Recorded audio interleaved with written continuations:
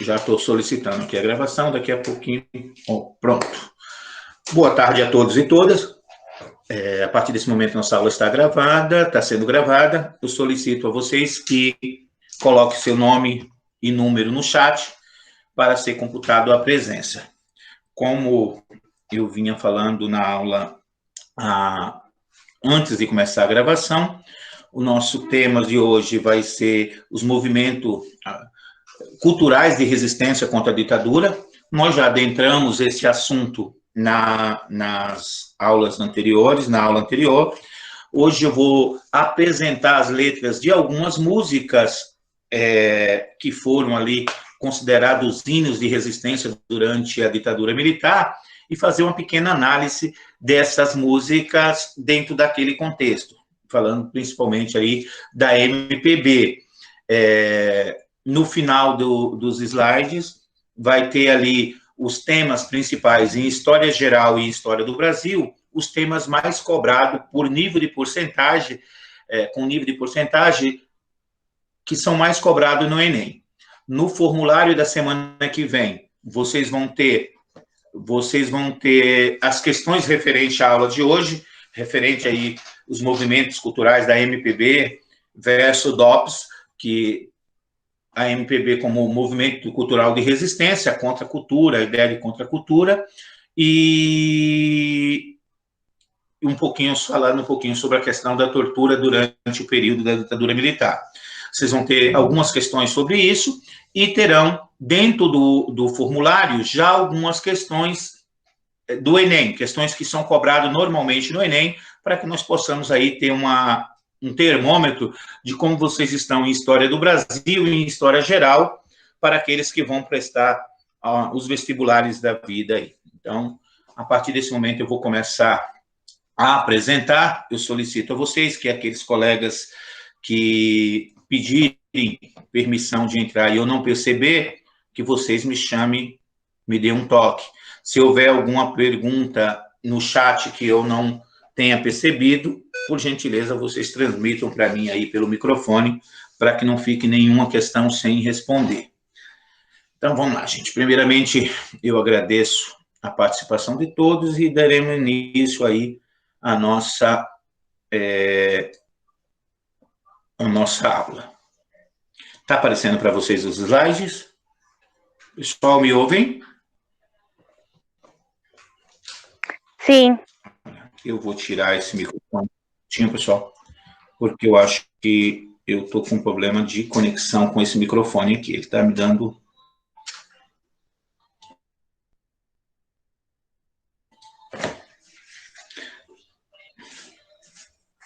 Ô, filho, faz um favor para mim, me traz seu fone de ouvido aí. Não é bom para escutar, não.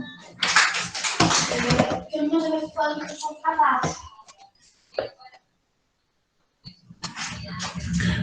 Pessoal, agora vocês estão me ouvindo? Estou sem o fone agora. Dá sim. Alguém fala aí para me ver se eu escuto. Ah, ok. Valeu, gente. É que o fone deve estar com um probleminha. Acho que ficou descarregado e ele está falhando muito. Então, vamos lá.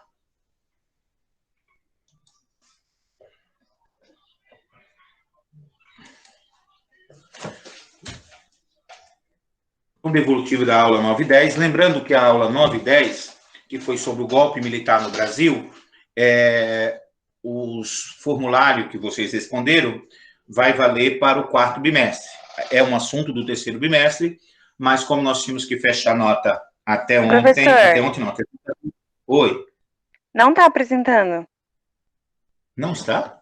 Não. Oh, espera aí. Vamos lá.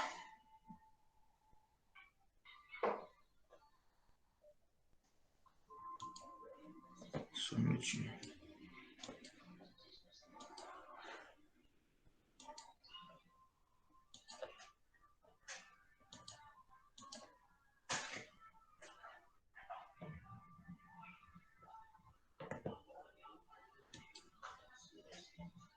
E agora? E agora? Está apresentando para vocês? Tá sim.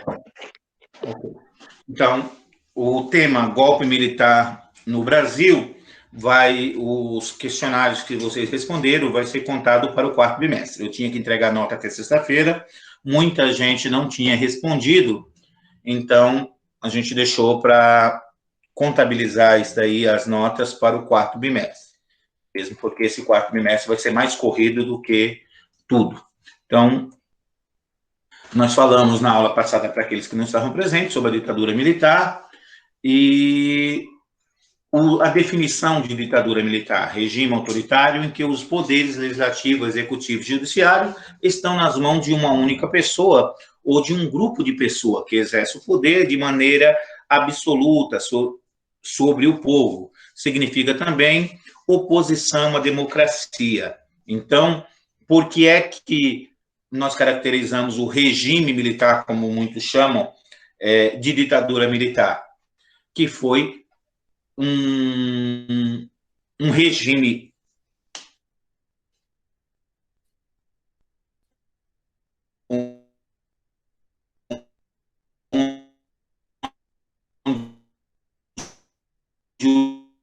os presidentes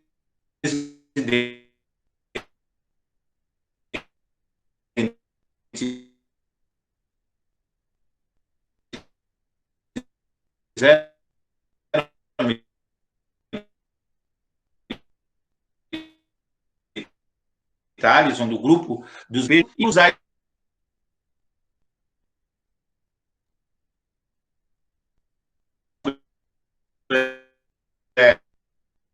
ou seja,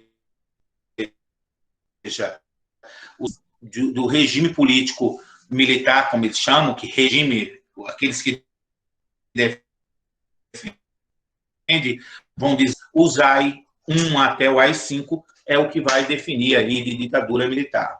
Crise política, a crise política com a saída de Jânio Quadros em 61, que vai dar origem aí a esse regime. Não vou entrar mais nesse assunto, porque já foi explicado na aula passada e acredito que, se houver alguma dúvida, vocês vão colocando e eu vou explicando no decorrer da aula, porque sempre vamos estar retomando a questão da ditadura militar. Lembrando que ela vai de 64 a 85, é um tema cobrado bastante no Enem, então não se perca, principalmente os atos institucionais, o AI-5 principalmente é figura carimbada no Enem, então preste atenção, apesar de, nesse momento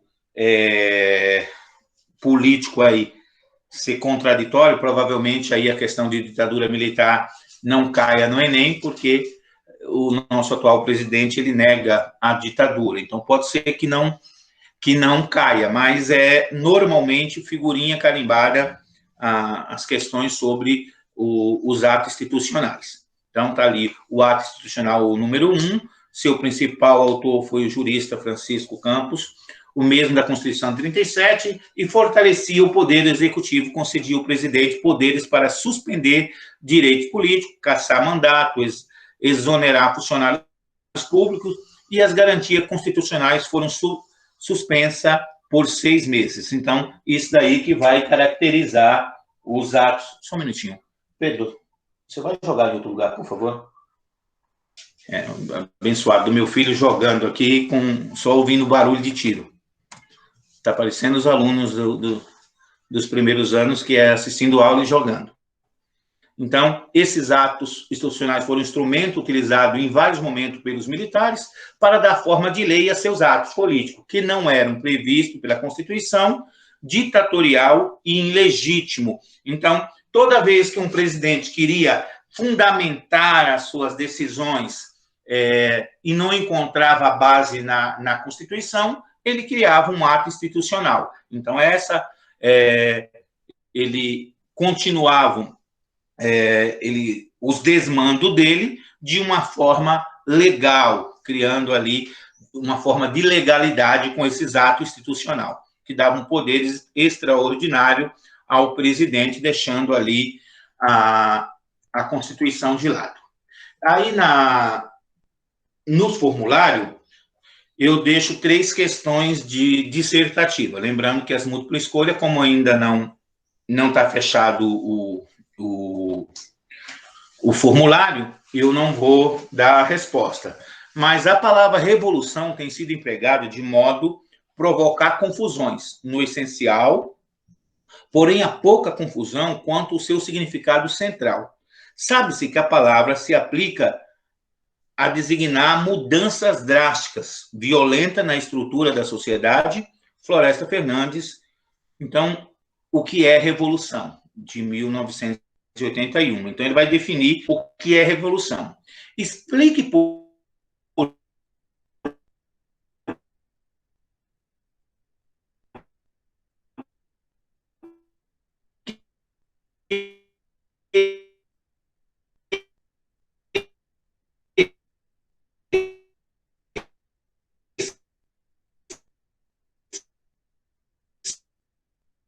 o que é revolução.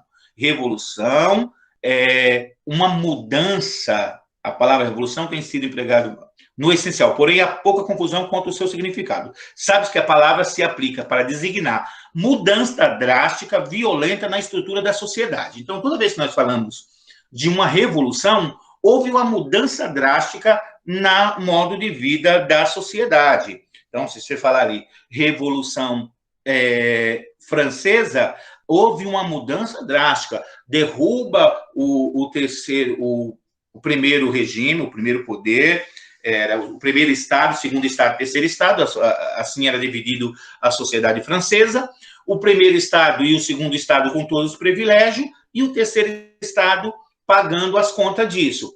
Quando há revolução, você muda essa estrutura. Então, você derruba a monarquia, institui ali a república, e aí você tem uma mudança estrutural na sociedade. Então, por que nós não podemos chamar esse movimento de 64 de uma revolução? Eu não sei qual a resposta que vocês deram, mas eu deixo como possível resposta. Em 64 não pode ser visto como uma revolução na medida que não estabelece inversão na hierarquia social e econômica que desenvolvia o país naquele período. De fato, observando as ações tomadas pelos militares ao longo das 2 décadas que estiveram no poder, notamos que ações autoritárias tinham amplo interesse de preservar as políticas, relações econômicas exploratórias que dominavam a nação. Então, assim, por que é que nós não podemos, se caso cair lá no Enem, por que que nós não chamamos, não consideramos o movimento 64 uma revolução?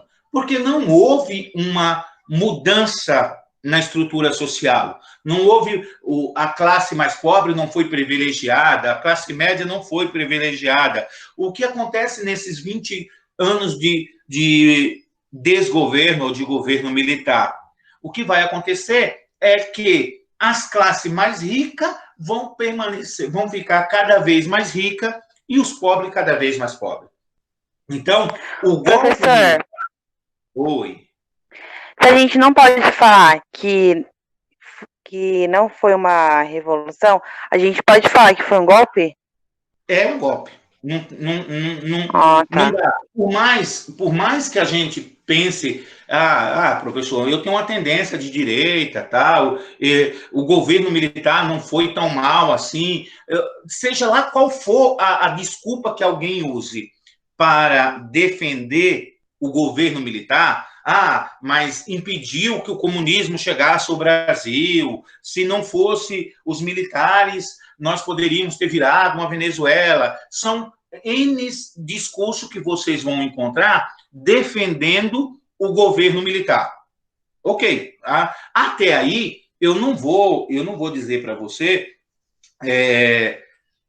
que não tem. Porque, assim, se você perguntasse para o meu pai, por exemplo, que era um nordestino, que viveu no campo, lá no período militar, você perguntar para ele, pergunta para o meu sogro, que morava no interior de São Paulo, como que era? Eles vão dizer para você, não, naquela época era uma época boa, não tinha essa corrupção que nós temos hoje.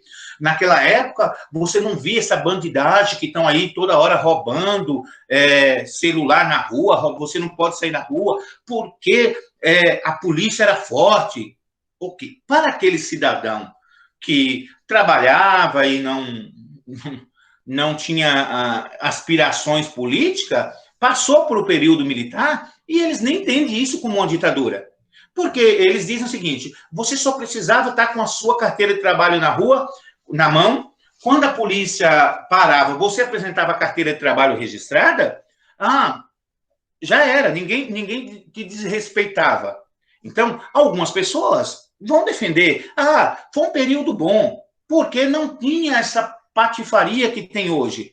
Eles não entendem que não é que não tinha, não se podia mostrar. Se o regime tinha o poder de censurar qualquer meio de informação, tudo que fosse publicado tinha que passar pela censura, só era mostrado aquilo que eles queriam.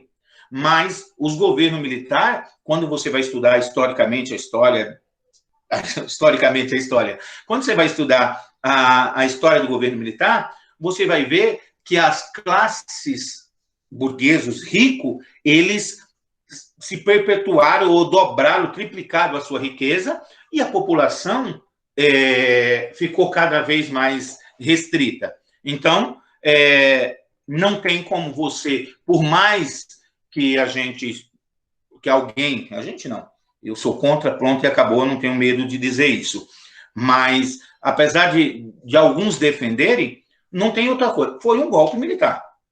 Derrubaram o presidente do poder, tomaram o poder alegando que, em seguida, fariam uma eleição democrática e ficaram 20 anos. Então, no princípio, eles estariam tirando o presidente e, dentro dos próximos anos, iam convocar eleições para um regime democrático. O que é que vai acontecer? Mas tinha a eleição ali. A eleição não era direta, mas tinha eleição para presidente. Mas se todos os candidatos de oposição foram caçados, então quando alguém discordava do regime militar, da ditadura militar, eles tinham seus direitos políticos tirados. Então, os deputados que ficaram, apesar de ter dois partidos, a gente vai ver que eles não têm ideologicamente diferença. Então, tinha ali uma pseudo-oposição, mas, na verdade, os deputados que ficaram ou eram a favor ao regime militar ou eram coniventes com eles. Não exerciam nenhum poder sobre eles. E eles iam driblando aí a situação e se perpetuaram por 20 anos no poder. Então, não dá para chamar de outra coisa a não ser um golpe militar. Pronto. Defendam quem quiser defender, mas não tem como. Mas a população... Por que é que o pessoal diz, alguns vão dizer que chama de revolução? Porque houve uma marcha das mulheres e por Deus e pela família, alguma coisa do gênero,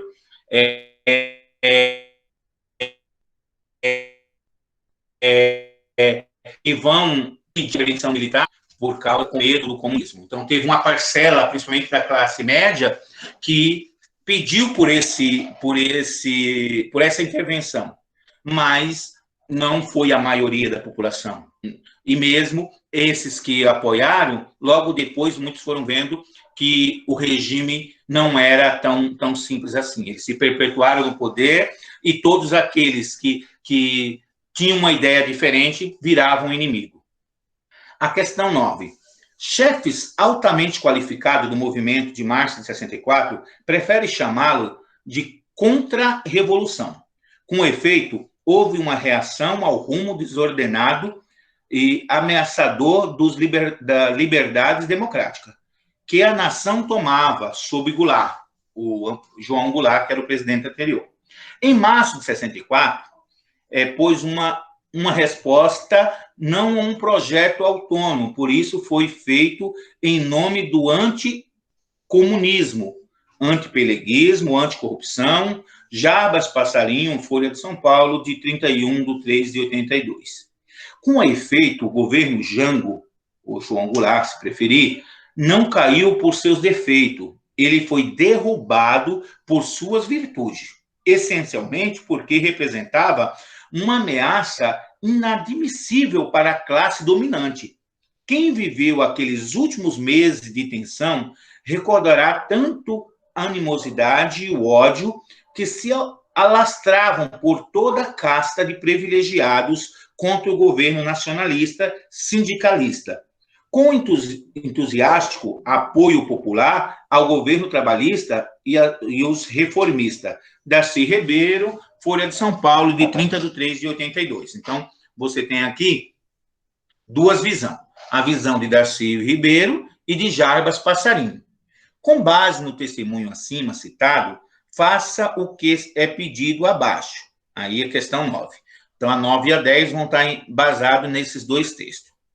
Indique o ponto de vista de cada um dos autores citados com relação ao golpe militar de 64. Qual era a visão de Jarbas Passarinho e qual era a visão de Darcy Ribeiro? Revisando a leitura dos textos acima, notamos a construção de duas argumentações antagônicas com relação ao golpe de 64. Por um lado, o militar Jarbas Passarinho aponta o evento como uma reação contra as ameaças que tomavam conta do governo influenciado pelo ideário comunista. Essa é a visão. Ele fala assim, olha, o comunismo estava chegando. Essa é a visão do militar Jarbas Passarinho. E, para evitar o comunismo, foi feito a Revolução lá de 64, ou a Contra-Revolução, se assim preferir. Contra-Revolução porque havia ali um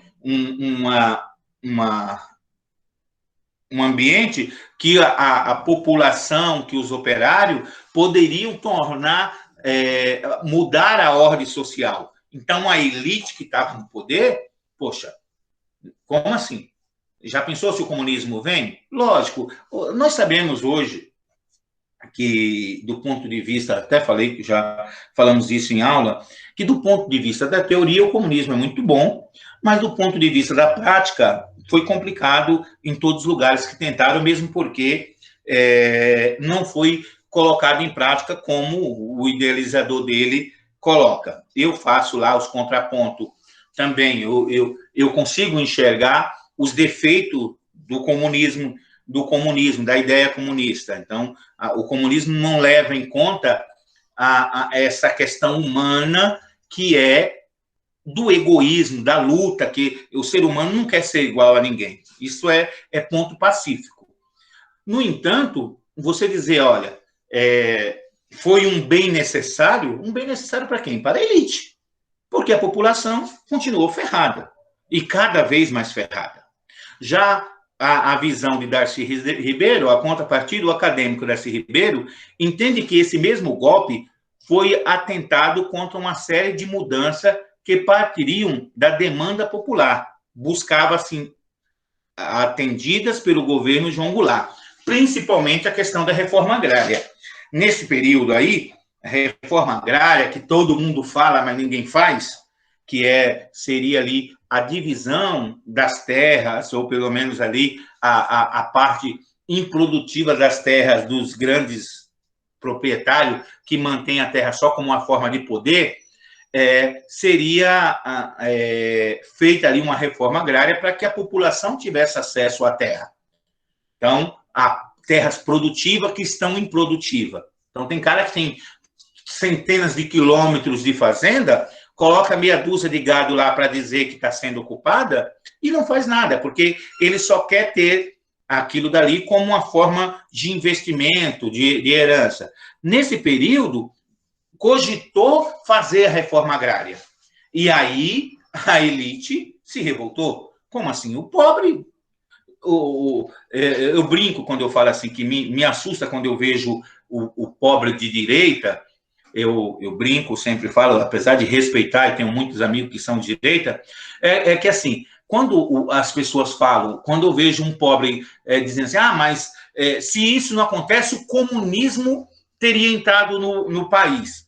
Então, assim, se você partir do ideal, não estou falando aqui da prática, vamos pensar do ideal, que o comunismo seria dividir aquilo que os grandes empresários têm, que os grandes milionários têm, com aqueles que nada têm, por que o pobre tem tanto medo disso? Então, assim, às vezes assusta. O ideal, você imaginar que quem tem medo de perder, é compreensível. Poxa, eu sou um puta de um empresário, dono de meio mundo. Aí quando alguém fala assim, olha, vai dividir o que eu tenho, opa! Mas assim, eu particularmente que não tenho nada, ou quase nada, eu tenho medo de dividir o quê? Porque o que eles vão tirar de mim? Que eu tenha medo desse comunismo. Mas a gente sabe que a ideologia por trás, tanto da direita quanto da esquerda, tem seus defeitos. Mas aqui tem duas visões. Um vai dizer, o golpe foi um mal necessário, porque se isso não acontece, o comunismo teria tomado conta do Brasil, e o outro vai dizer, olha, o governo atual ele foi derrubado não pelo seu defeito, mas pela sua qualidade, porque o governo do Jango, ele estava olhando para o pobre, ele estava querendo fazer reforma agrária, ele estava querendo acabar com essa desigualdade tão grande no Brasil. Então, são esses dois pontos de vista que se tem no texto. Compara os projetos políticos para o Brasil que estão implícitos nos dois trechos acima citados. Então, os dois textos, ele deixam implícito um projeto político para o país. Qual era esses projetos políticos que está implícito? No primeiro documento, vemos que o projeto se preocupa em defender a nação de uma revolução que se perfilava através do desordenamento das liberdades democráticas. Ou seja, olha, o parte sindical está se organizando, os movimentos sem terra estão se organizando em busca de direito, e aí, para frear essa revolução, aplicou-se o golpe, ou a revolução, se preferir. Já no segundo, o mesmo governo é tomado como importante fio condutor de uma série de reformas, preocupado em defender os interesses nacionais e atender às várias demandas das classes trabalhadoras brasileiras. Então, hoje o governo Jango, do ponto de vista de Darcy Ribeiro, ele fala, olha, ele estava olhando para a classe trabalhadora, tinha um projeto nacionalista, um projeto para o Brasil que desinteressava os Estados Unidos, que naquele momento queria influenciar a América Latina de forma geral. Então, foi por isso que o governo foi derrubado. Então, cada um vai ter aí a seu ponto de vista sobre esse episódio. Então, você vai ter argumentos tanto para aqueles que defendem a ditadura, como para aqueles que são contra ela. Então, dentro dessa perspectiva, aí cada um faça uma análise. Mas lembre-se que, por mais que eu concorde com algo, eu não posso fechar os olhos para aquilo que está acontecendo. Não é porque eu tenho ideias de direita que eu tenho que fechar os olhos por algo que foi errado. Olha, poxa, Ari, não concordo, foi uma mancha no Brasil, teve muita coisa errada, houve perseguição, houve isso, liberdades foram tiradas. Ok, passamos por isso, vamos superar. Ok, você pode argumentar dessa forma.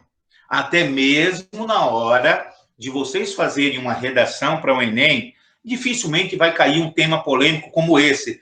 Eu acho pouco provável que caia um tema tão polêmico. Mas quando tem um tema polêmico que vocês falam assim, olha, é complicado falar sobre isso, porque dependendo do viés de quem estiver corrigindo, eu estou ferrado.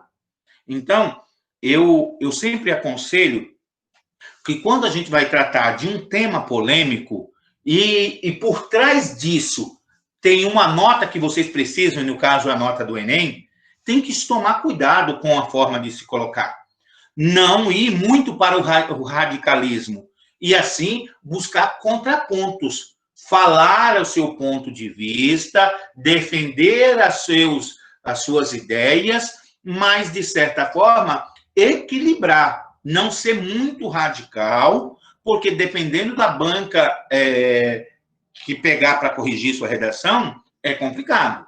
Então, na aula que nós tivemos de filosofia sobre a questão da dialética, é mais ou menos nessa linha. Eu vou criar a minha tese, vou defender a minha tese, mas, de certa forma, eu já faço um contraponto com a antitese, com as ideias contrárias à minha tese, que aí vai gerar uma síntese no final. Então, é tese, antitese, no final, uma síntese. Então, eu posso, se um tema é polêmico, eu vou fazer a defesa de alguns pontos de vista, depois eu contraponto. No entanto, portanto, com tudo isso, há um grupo, ou há pessoas que pensem de tal forma, e tal forma, e tal forma, mas aí, no final, você faz uma síntese.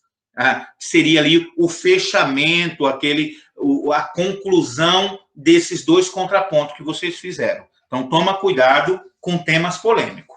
Não entre na pilha. Eu sempre brinco que eu tenho amigos que tiveram dificuldade imensa de passar em concurso. São muito mais inteligentes do que eu e não passaram num concurso que eu, logo depois de formado, passei. Então, eu costumo brincar sempre para ele e falar assim, olha, gente, na hora de fazer uma prova, não tem ideologia. Você tem que pensar quem é que está no poder. O governo que está no poder tem esse viés de pensamento. Na hora de responder uma questão que eu sei que vai valer eu entrar ou não no concurso, o que é que eu pensava? Olha, o correto é isso. É assim que eu penso. Mas o governo pensa desse jeito. Então, vamos agradar a quem está no poder. Fazia minhas respostas, de certa forma, aí, prostituindo as minhas ideias, ou até indo contra aquilo que eu acreditava, mas, eu sei que o governo espera ouvir isso, então é nessa linha que eu faço. A mesma coisa de vocês. Na hora do Enem, não tem lá um tema que é, não vão com sede ao pote. Tá falando de algo... Eu lembro de uma vez que o tema era lei seca, que teve aluno que já foi sentando o pau. Não era nem lei seca, era o efeito da lei seca no país, uma coisa assim, que foi o tema. E o pessoal já foi metendo pau. Se arrebentaram. Arrebentaram, porque não leram os textos que tem lá, não deram uma... Normalmente tem 3 textos.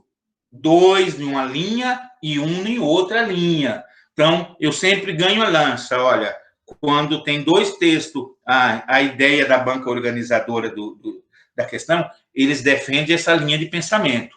Ok, então vamos contrapor. Vou falar aquilo que eu penso, mas sem radicalismo, para não fechar um assunto e ali diminuir minha nota. Então, pensa bem nisso.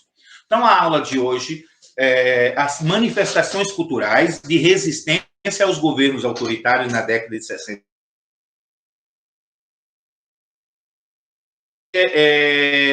Nós vamos falar um pouquinho sobre esses 2 momentos ali. De um lado, dos militares, o DOPS, que era uma forma de combater aqueles que iam contra os movimentos de resistência, e, por um lado, a MPB, com artistas brilhantes procurando meios para driblar essa ditadura.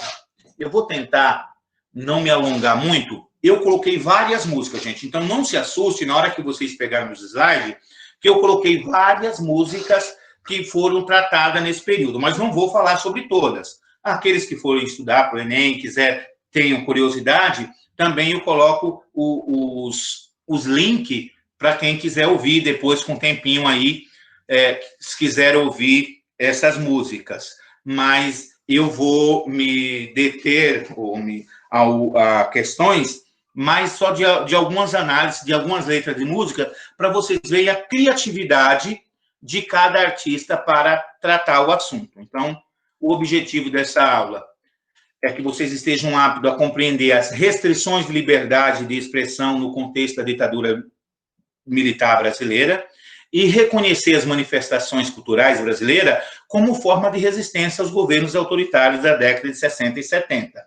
Então, as habilidades estão de acordo com os objetivos, não vou perder tempo. Então, O que é que eu quero que vocês entendam? Que havia restrições de liberdade no governo militar, havia censura, que você fazia uma música, entregava para um cara que ia ler, e ali as palavras que eles julgavam que não estava de acordo com com a moral e os bons costumes, que não era só questão política. A censura não visava somente aqueles que vão contra o regime militar. A censura, às vezes, era do ponto de vista ideológico também, da questão da moral, quando tinha uma palavra que eles julgavam, olha, não, isso aqui não é de bom tom para uma sociedade de bem. Eles censuravam. E aí eles vão procurando cada vez mais, a música popular brasileira, eles vão procurar meios para driblar.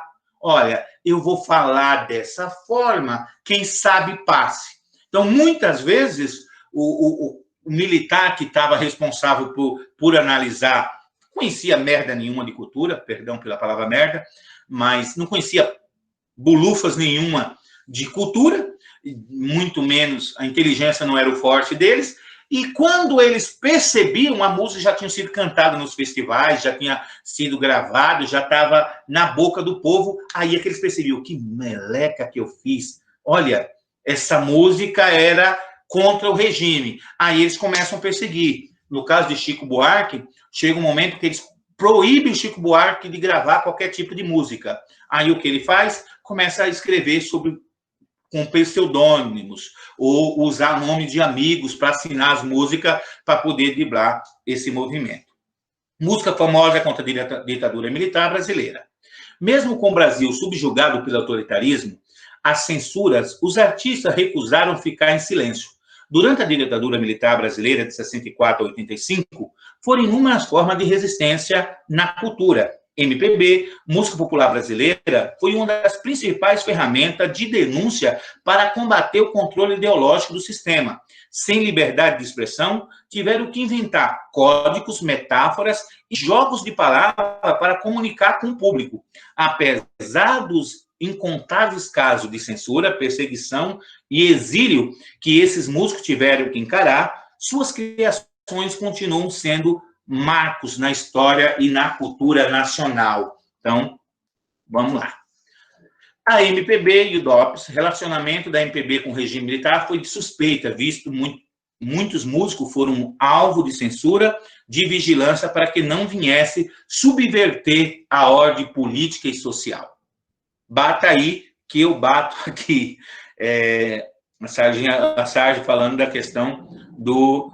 O cara estava tentando, o jornalista lá está tentando escrever a sua matéria e por trás dele está um militar ali, ó, dizendo o que ele pode e o que ele não pode dentro daquele regime. Movimentos sociais e culturais da década de 70 serão lembrados como um período em contestações políticas e culturais. Apesar da natureza diversa de cada uma das contestações, existe nela dois elementos que aproximam entre si. Questionavam os valores morais predominantes na época e tiveram na juventude o grande protagonista em cena. Então, como eu disse para vocês, os mais velhos estavam apenas querendo sobreviver.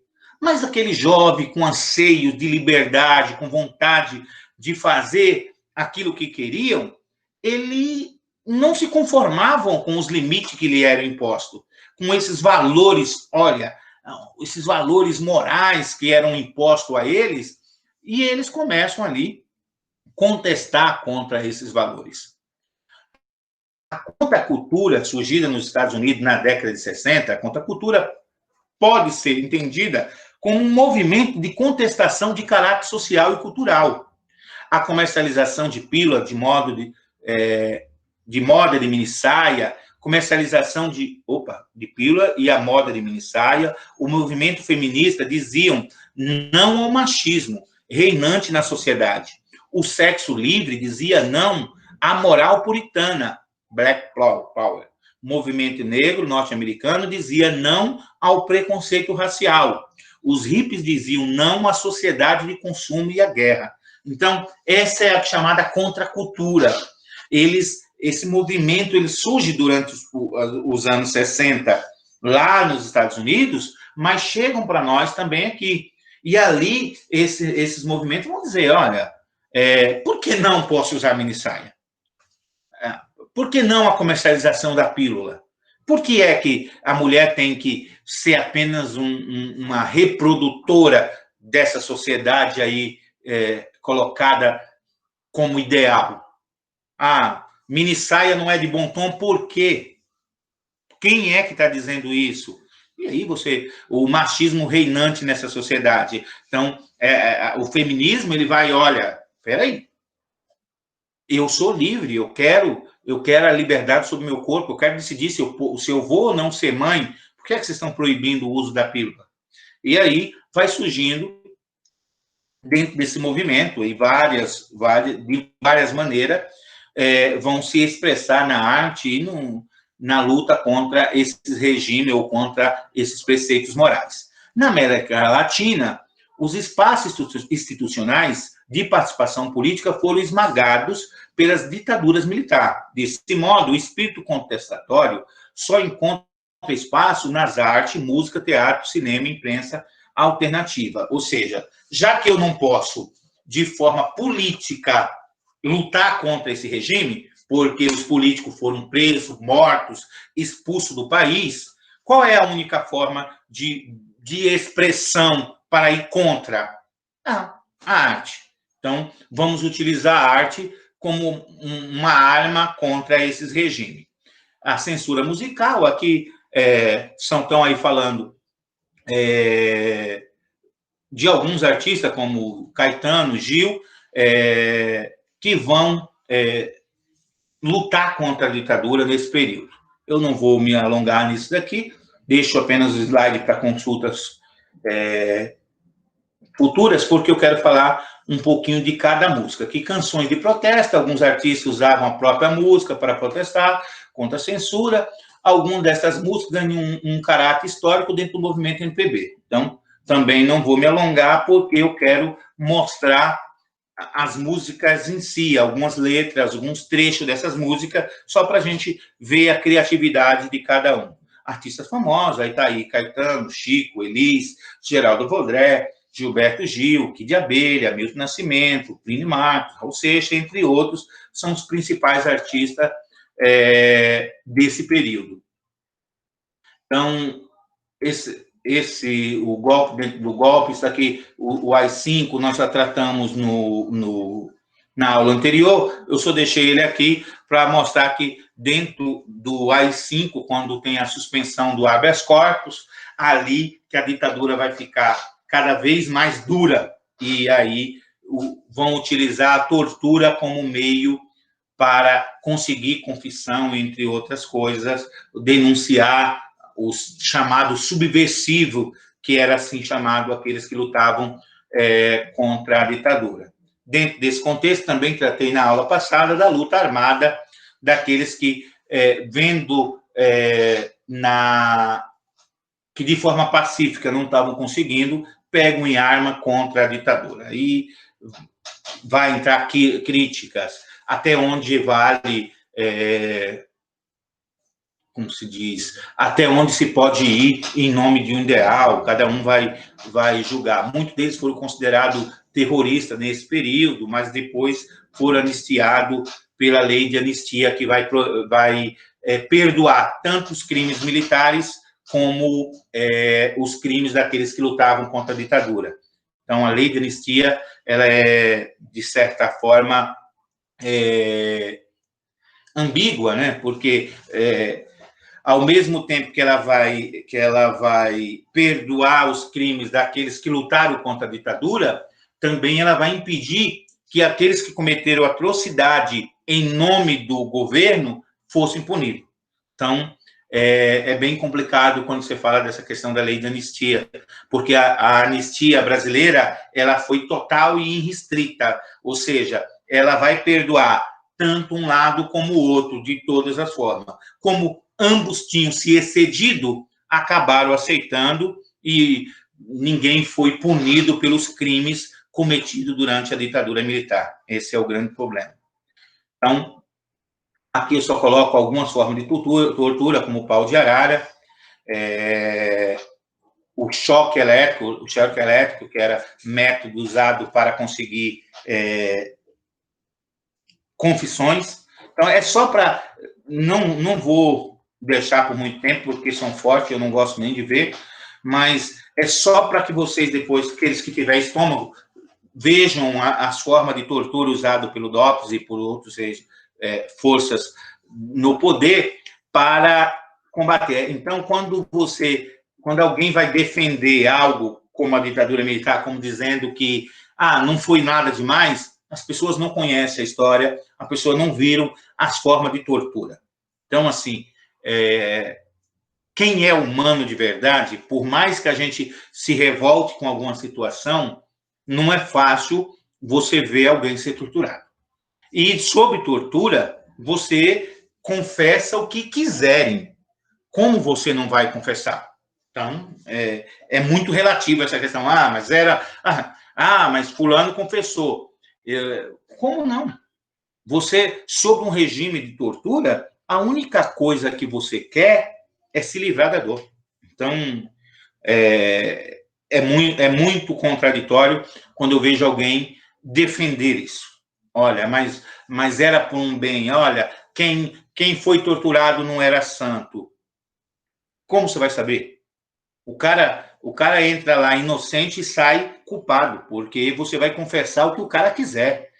Quem já passou por um momento de tortura, até psicológica, aí, numa parada por um policial de quebrada, você sente que não é fácil. É apavorante a ameaça que faz. Estou falando isso só de um ponto de vista psicológico. Você imagine na dor, no sofrimento, unha arrancada e outras coisas que eles fizeram aí. Em muitos casos, levavam seu filho para ser ameaçado na sua frente para fazer vocês confessar algo. Como não confessar? Então, aqui tem a letra da música de Milton Nascimento e Chico Buarque, Cálice. Pai, afaste de mim esse cálice, de vinho tinto de sangue. Esse era um dos títulos. Cálice é um dos temas mais famosos de Chico Buarque, e um dos hinos panfletórios mais importantes do período da ditadura militar. Embora tenha sido escrito em 73, foi alvo de censura e só foi lançada 5 anos depois, em 78. Com a metáfora de duplo sentido, Chico traça duras críticas ao governo autoritário, citando a passagem da Bíblia de Marcos 14:36, que é onde Jesus diz: Pai, se possível, passe de mim esse cálice, mas se não for possível, seja feita a sua vontade. Então, ele pega esse trecho da Bíblia. Então, uma pessoa que está vendo lá, analisando a censura, deixou passar, porque parecia que ele estava falando sobre o sofrimento de Jesus no Calvário. E aí ele vai fazer uma metáfora e vai comparar o sofrimento de Jesus no Calvário ao sofrimento do povo brasileiro. Assim, cálice estaria repleto de sangue daqueles que foram torturados e mortos na mão do Estado violento. Por outro lado, devido à semelhança entre as palavras cálice e cálice, refere-se à opressão e silenciosamente que viraram rotina. Então, quando você vai ouvir a música, você vai ver que começa com o cálice, e aí vai se repetindo várias vezes o refrão, e aí você vai entender como cálice. Cálice, fique quieto, você não pode se manifestar, você não pode falar. E aí um trecho, como é difícil acordar calado, se na calada da noite eu me dano, quero lançar um grito desumano, que é uma maneira de ser escutado. Esse silêncio todo me atordoa.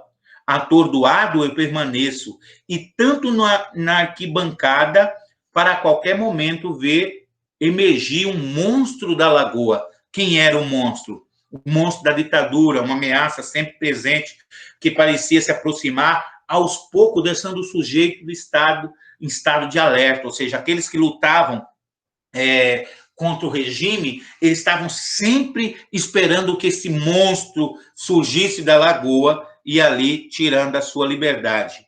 Outra música, que é Alegria, Alegria, de Caetano Veloso, que caminhando contra o vento, sem lenço e sem documento. uma referência ao movimento tropicalista. A Alegria foi apresentada em 67, no Festival da Record.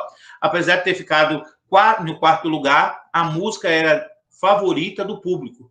Fez um enorme sucesso. Durante o tempo de estagnação, a falta de liberdade, a canção propunha um movimento de resistência. Caetano falava do caminhar contra o vento, ou seja, contra a direção daqueles que estão no poder. Sem lenço, sem documento, nada no bolso e nas mãos. Eu quero seguir vivendo, amor, eu vou. Por que não? Por que não? Caetano vai explicar posteriormente que a música é um relato na primeira pessoa de um jovem que passeia pela cidade, citando elementos da cultura popular, traça um retrato do seu tempo, representando uma juventude que se sentia perdida e queria fugir, mas não sabia para onde. Então, para não dizer que não falei das flores, de Geraldo Vodré, vem, vamos embora, que esperar não é saber, quem sabe faz a hora, não espera acontecer. Para não dizer que não falei das flores, tem escrito, cantado por Vodré, um dos mais célebres hinos contra a ditadura, também conhecida como O Caminho. A música foi apresentada no Festival Internacional de Canção em 68 e ficou em segundo lugar. A letra, altamente politizada, chamou a atenção do regime e o músico acabou tendo que abandonar o país. Ele foi acabando sendo ameaçado, teve que sair do país e foi asilado. Nas escolas, nas ruas, no campo, na construção, somos todos soldados, armado ou não. Caminhando e cantando, seguindo a canção, somos todos iguais, braços dados ou não. Os amores na mente, as flores no chão, a certeza na frente, a história na mão. Caminhando e cantando, seguindo a canção. Aprendendo e ensinando uma nova lição. Com elementos que lembram um cântico usado em passeata, ou protesto e manifestações, a música é um apelo à união, à ação coletiva. Vodré fala de miséria, exploração do povo brasileiro, mostrando que todos os estratos sociais devem lutar junto pela liberdade. A música, evidente, todos que estão conscientes da realidade opressiva têm responsabilidade de agir, não pode esperar passivamente que as coisas melhorem. Então, ele vai, dentro da música, tentando trazer o povo à consciência. Eu vou caminhar para o fim, porque eu sei que vocês já tiveram live hoje e não vou cansar mais do que o necessário. Outras músicas eu vou deixar como sugestão para aqueles que quiserem, lembrando que sempre está do lado aí, ou acima ou abaixo da música, o link para aqueles que quiserem consultar. Chora na nossa pátria, mãe gentil, chora Marias e Clarice, no solo do Brasil. O Bêbado e o Equilibrista é o tema escrito em 79 por Aldir Blanc e João Bosco, que foi gravado pela cantora Elis Regina. O Bêbado trajando o luto parece refletir a confusão e a tristeza do povo brasileiro, que sofria, afinal, da liberdade. A própria pátria chora junto com todas as mães, esposas e filhas, companheiros, daqueles que estavam sendo levados pela polícia militar ao mencionar nuvens com manchas torturadas. A letra denuncia o caso de tortura, a morte que se multiplicava pelo país inteiro, desabafando sobre o sufoco diário da noite do Brasil. Metáfora para a ditadura, desabafando sobre o sufoco diário da noite do Brasil. É a metáfora que ela usa para falar da ditadura militar. Lembra de tanta gente que partiu, os exilados, aqueles que fugiram para sobreviver ou foram expulsos. Então, dentro da música, mas sei que uma dor assim pungente não há de ser inutilmente. A esperança dança na corda bamba de sombrinha, e cada passo dessa linha pode se machucar. Azar. A esperança equilibrista sabe que o show de todo artista tem que continuar. Apesar do tom disfórico da composição, as últimas estrofes trazem uma mensagem de encorajamento para os companheiros e contemporâneos de Elis. Mesmo com tanto sofrimento e esperança, a esperança é equilibrista, se mantém de pé. Os brasileiros, principalmente os artistas, precisam seguir em sua vida acreditando que dias melhores virão. Então, vai ter outras, aquele abraço de Gilberto Gil, que foi feito bem próximo de quando ele vai ter que sair do Brasil, então ele grava essa música em tom de despedida, meu caminho pelo mundo é o mesmo que traço, a Bahia já me deu a régua e o compasso, quem sabe de mim sou eu, aquele abraço. Vou para o próximo. Alô, Rio de Janeiro, aquele abraço, todo o povo brasileiro, aquele abraço, dizendo adeus aos vários locais célebres da cidade carioca, incluindo Realengo, onde esteve preso, se preparava para partir. As suas palavras parecem sugerir que se trata de algo temporário. Gil sabia que um dia ia regressar. Apesar de você, de Chico Buarque, eu deixo como sugestão. Também, como nossos pais, de Elis Regina, essa eu não posso deixar de falar, estou terminando, mas essa apesar de eu amo essa música de toda a minha alma, mas ela fala muito do período que ela estava vivendo. Por isso, cuidado, meu bem, há perigo na esquina. Eles venceram e o sinal está fechado para nós, que somos jovens. É uma música muito atual, se você for ver, mas, assim, ela fala muito dessa questão do perigo que aqueles que viveram aquele período estavam tendo, aqueles que lutaram, lógico, aqueles que sobreviveram passaram despercebido. Mas, quando ela diz que o sinal está fechado para nós, que somos jovens, a minha dor é perceber que, apesar de termos feito tudo o que fizemos, ainda somos os mesmos e vivemos, e ainda somos os mesmos e vivemos como os nossos pais. A música ilustra o conflito geracional da época.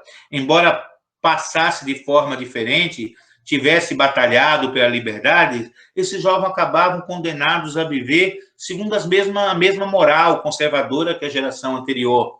Tinha que se submeter aos desmandos àqueles que estavam no poder. Então, aqui tem um link para todas as músicas que eu deixei. E como eu prometi no final, no início, eu deixei aqui para o final os assuntos mais cobrados de história do Brasil no Enem. Então, dentro do formulário que vocês vão receber, vocês vão ter pelo menos uma questão de cada tema, lógico que não todos de uma vez, durante esse quarto bimestre. E aí, nas minhas devolutivas, eu vou começar sempre falando dessas questões do Enem, para que a gente tenha uma espécie de revisão. À medida que nós vamos dando conta das habilidades do bimestre, nós vamos fazendo uma revisão. Então, eu vou colocar dentro dos formulários questões sobre o segundo reinado, pós-ditadura militar. Essa está muito recente, que nós já estudamos, mas vai ter uma questão ou outra. República Velha, aí são assuntos mais anteriores.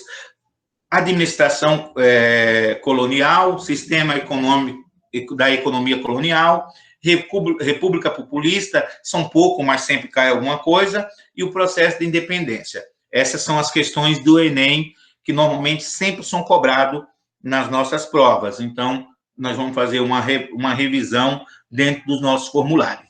Aí fala assim, mas você vai fazer uma pergunta que você não explicou? Teoricamente, vocês já deviam saber esse assunto. Foi assunto que nós já passamos por ele, ou outro professor passou com vocês. Então, eu vou colocar, mas na aula seguinte, quando eu começar a devolutiva, eu vou começar a devolutiva em cima dessas questões do Enem, porque aí as dúvidas que surgirem nós vamos sanando de acordo com cada tema. Não dá para fazer uma revisão total, porque o assunto é longo e vai ficar a desejar. Então, à medida que eu for colocando as questões, eu vou percebendo, opa, o pessoal está indo bem, o pessoal está entendendo, ó, esse assunto aqui a maioria errou, então eu vou retomar. Então, eu peço para vocês que não se preocupem, principalmente nessas questões do Enem, não vão fazer consulta, não vão pegar a resposta pronta, porque vai ser um termômetro. eu vou utilizar para poder revisar com vocês. Se eu faço uma pergunta sobre o segundo reinado, vocês consultam e todo mundo acerta, eu parto do pressuposto que, não precisa tocar nesse assunto, porque a maioria acertou. Então, vou para um outro assunto e acaba vocês ficando com defasagem. Os assuntos mais cobrados de história geral é Segunda Guerra Mundial, com 13,6%, Baixa Idade Média, Grécia e Roma, reformas e revolução. Aí a segunda Revolução Industrial cai alguma coisinha, mas é pouco. Revolução Industrial e Iluminismo cai coisa pouca também. Mas aí nós vamos focar um pouquinho nas questões sobre Segunda Guerra Mundial, Baixa Idade Média e a Grécia e Roma, que são assuntos lá do primeiro ano, que pode ser que vocês tenham passado despercebido, beleza? Então, eu acredito que é isso da minha parte. Só um minutinho. Da minha parte é isso. Vocês deixam aberto aí se caso tiver alguma questão, alguma pergunta, dúvidas ou reclamações, estejam à vontade. Galera, todo mundo colocou o nome no chat? Eu acabei de colocar, eu tinha entrado, aí minha internet caiu, eu vi o restinho da aula finalzinho. Aí na lição eu vou olhar de novo o que o senhor passou. Beleza. Na hora quando estava offline. Valeu, gente. Se não tiver dúvidas, estão livres para sair. Um abraço e até a nossa aula de filosofia. Valeu, professor. Bom fim de dia. Obrigado, igualmente.